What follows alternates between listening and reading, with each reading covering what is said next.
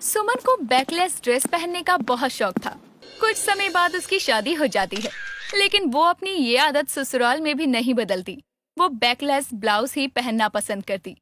अगले दिन वो सभी के पैर छू रही होती है, तभी उसके सर से पल्लू खिसक जाता है और उसका बैकलेस ब्लाउज वहीं बैठी सभी औरतें देख लेती है।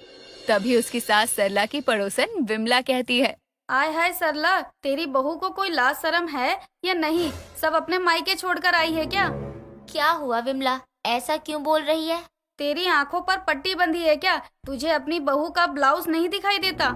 हाँ देखा है, क्या दिक्कत है उसके ब्लाउज में? अच्छा तो लग रहा है। बहू के आते ही उसकी खामियां तुझे खूबियां लगने लगी। अरे उसका ब्लाउज पूरा बैकलेस है, जिससे उसकी पूरी पीठ नजर आ रही है। भला किसी की बहुएं ऐसी संस्कारी हो सकती हैं क्या? विमला, संस्कारी बहू का मतलब ये तो नहीं होता कि उसका पूरा तन ढका हो, बल्कि उसके संस्कार बातचीत से तुलना करने चाहिए। ये इन बच्चों का समय है, अगर वो ऐसे कपड़े नहीं पहनेंगे तो कौन पहनेगा? अगर तेरी जगह मैं होती तो। ये सब छोड़ और बहू को आशीर्वाद दे। विमला सुमन के बारे में कुछ बोलती उससे पहले ही सरला उसकी बात काट देती है। सभी औरतें आपस में ही सुमन के बैकलेस ब्लाउज को लेकर बातें करने लगती हैं और कुछ देर बाद सभी अपने अपने घर चली जाती हैं। ऐसे ही दिन गुजरता है और एक दिन सुमन का देवर मुकेश अपने दोस्त रवि को लेकर घर आता है और अपनी भाभी से कहता है, भाभी जल्दी से 2 गिलास पानी ले आओ। सुमन रसोई से 2 गिलास पानी लेकर आ रही थी। तभी रवि की नजर सुमन पर जाती है और वो मुकेश को कहता है, मेरी भाभी तो बिल्कुल अप्सरा लग रही है। अभी तो कुछ नहीं है भाई, अगर उनका बैकलेस ब्लाउज देख लिया ना तो यहीं अपनी जान दे बैठेगा तू। अच्छा जी, फिर तो तू रोज मर कर जिंदा होता होगा। आखिर तेरे घर में इतना मस्त माल जो है।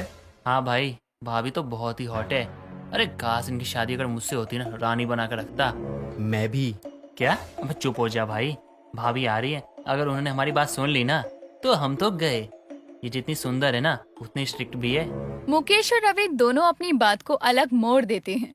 सुमन पानी देते हुए मुकेश को कहती है, देवर जी, ये कौन है? भाभी ये मेरा दोस्त है, चाइल्डहुड फ्रेंड। ओ अच्छा, आप दोनों के लिए चाय लाऊं या कुछ और? आपके हाथ से तो जहर भी पीने को तैयार हूँ। क्या कहा? भाभी इसका मतलब है कि हम चाय पियेंगे। ठीक है, आप दोनों यहाँ बैठो, मैं अभी आप दोनों के लिए फटाफट चाय बना कर लाती हूँ। सुमन इतना बोलकर वहाँ से रसोई में जाती है और चाय बनाती है।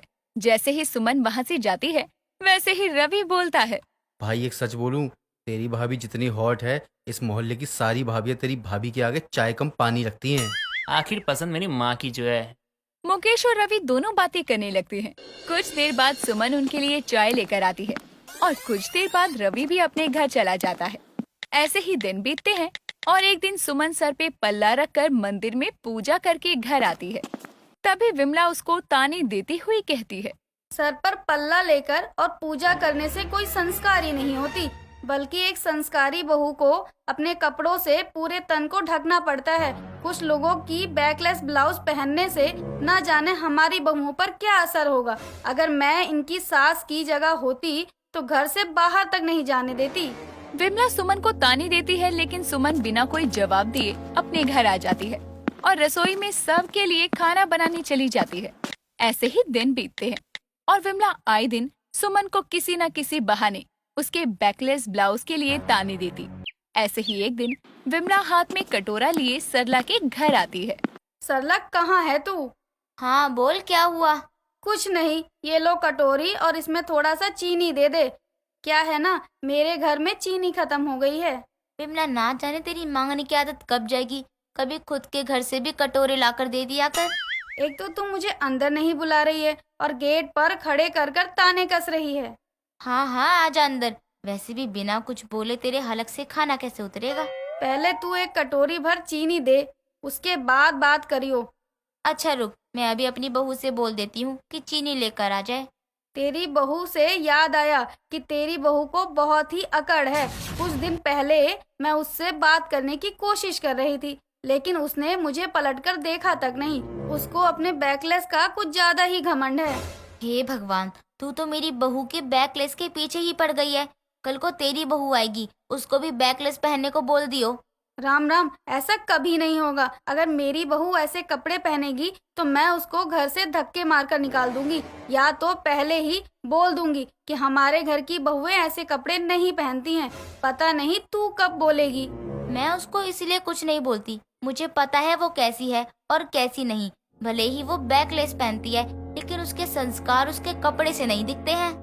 अरे मैं तो वही कह रही हूँ कि कपड़े तो बैकलेस पहन लेती है और अपने आप को हीरोइन समझती है। अरे कम से कम अपने से बड़ों की इज्जत तो कर ले।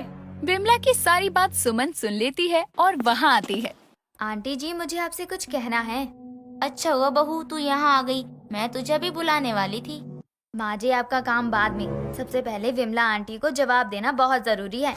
ये अपने आप को समझती क्या है? देख रही है ना सरला अपनी बहू को, मुझसे कैसे बातें कर रही है। कोई संस्कार दिए हैं इसके माँ ने या नहीं इसको? आप मेरे संस्कार की बात मत ही करो तो अच्छा होगा। अभी आपके बेटे की शादी बाकी है। जिस दिन आपकी बहू आएगी ना, फिर मैं देखती हूँ कि आपके संस्कार कैसे हैं। आप अपनी बहू को कैसे रखने वाली हो? सरला, तू ऐसे चुपचाप देखती रहेगी या फिर कुछ बोलेगी भी इसको? ये मुझसे कैसे बात कर रही है? इसके ब्लाउज के साथ साथ संस्कार भी छोटे हैं क्या? मैं क्या बोलूं विमला, तू ही तो कह रही थी तेरी बहू कोई जवाब नहीं देती है। जब आज वो जवाब दे रही है तो तुझे बुरा लग रहा है। सुमन विमला को उल्टा सीधा सुना देती है, जिसके बाद विमला को सुमन की बातों पर बहुत गुस्सा आता है और वो वहाँ से उठकर जाने लगती है।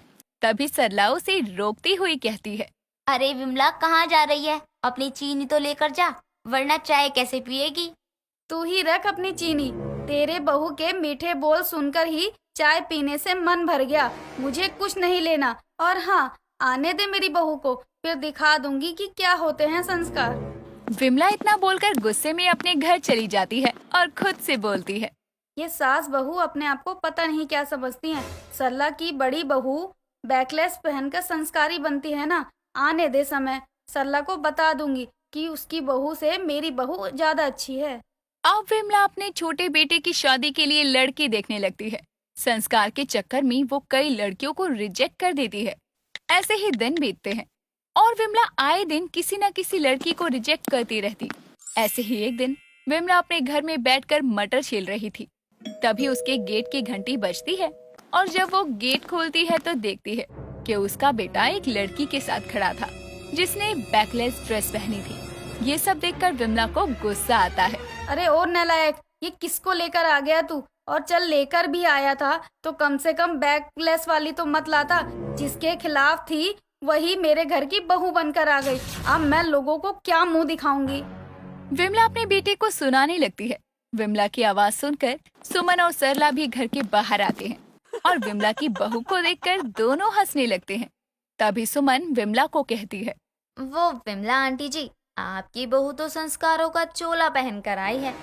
अब हमने भी देख लिया आपकी बैकलेस वाली संस्कारी बहू को। अब पूरे दिन ताने देते रहना। सुमन की बात सुनकर विमला का मुंह बन जाता है और वो अपने बेटी बहू को अंदर ले जाती है और दरवाजा बंद कर लेती है।